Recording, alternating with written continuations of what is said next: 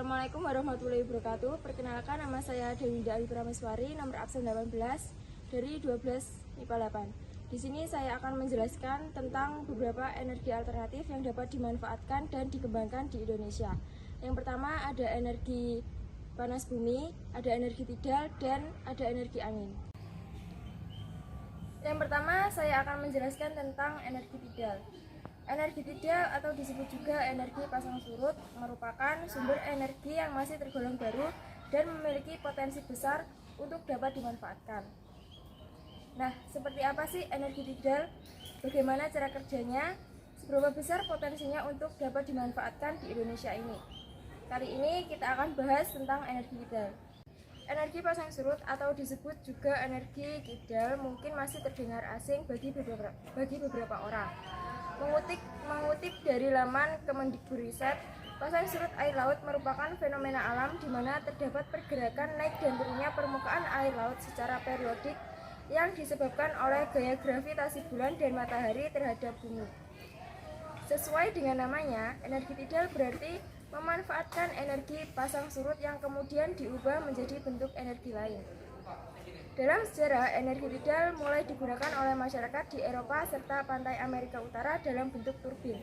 Mereka mengubah energi mekanik dan menggunakannya untuk menggiling gandum. Gimana sih cara kerja dari energi ini?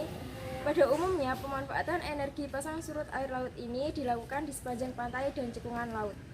Metode yang digunakan untuk menghitung pasang surut air laut yaitu dengan mengambil rata-rata dari semua pengamatan data yang menyatakan posisi permukaan air laut.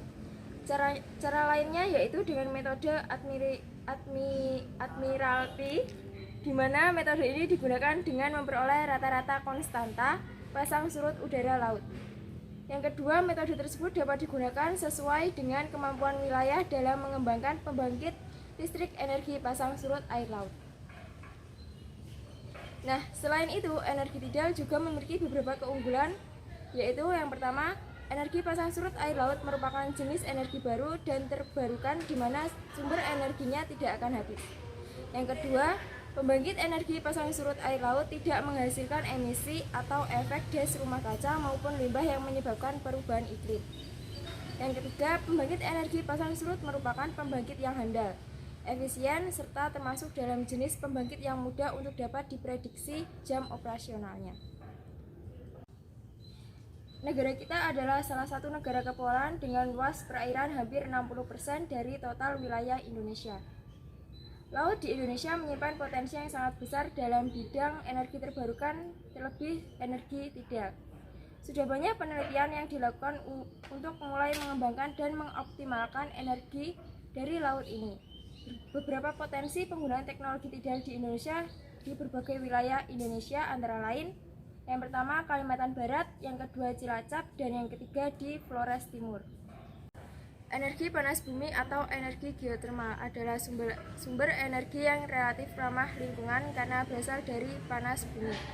Air yang dipompa ke dalam bumi oleh manusia atau sebab alami, contohnya hujan, dikumpulkan ke permukaan bumi dalam bentuk uap yang bisa digunakan untuk menggerakkan turbin-turbin untuk memproduksi listrik.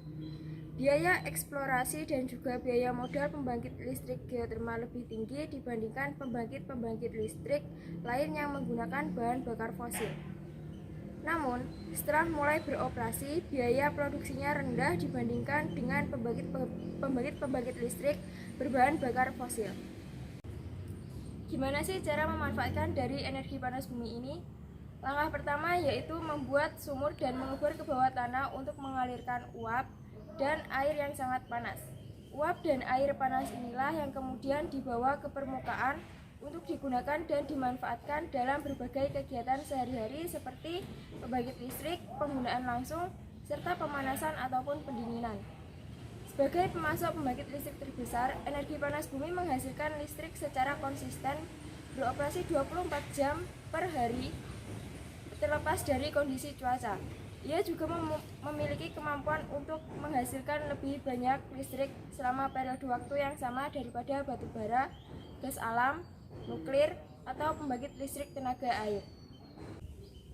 Potensi panas bumi di Indonesia termasuk yang terbesar di dunia dengan potensi sumber daya sebesar 11.073 MW dan cadangan sebesar 17.506 MW.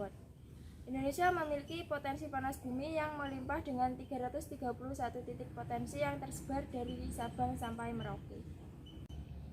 Yang ketiga, saya akan menjelaskan tentang energi alternatif angin. Sebagai negara kepulauan yang memiliki garis pantai yang panjang, Indonesia juga menjadi negara yang memiliki potensi energi angin yang besar. Sebut saja wilayah Sidrap dan Jeneponto di Sulawesi Selatan yang berpotensi menghasilkan energi listrik dari angin hingga lebih dari 200 MW. Kelebihan dari energi angin diantaranya, dari semua sumber energi alternatif, angin disebut yang paling bersih. Pengolahan energi angin menjadi sumber energi listrik tidak menghasilkan polusi atau emisi. Dan yang terakhir ada manfaat energi angin. Manfaat dari energi angin adalah sebagai energi listrik, membantu tambak garam petani garam, dan penggerak kapal nelayan. Sekian dari saya, apabila ada salah kata saya mohon maaf. Wassalamualaikum warahmatullahi wabarakatuh.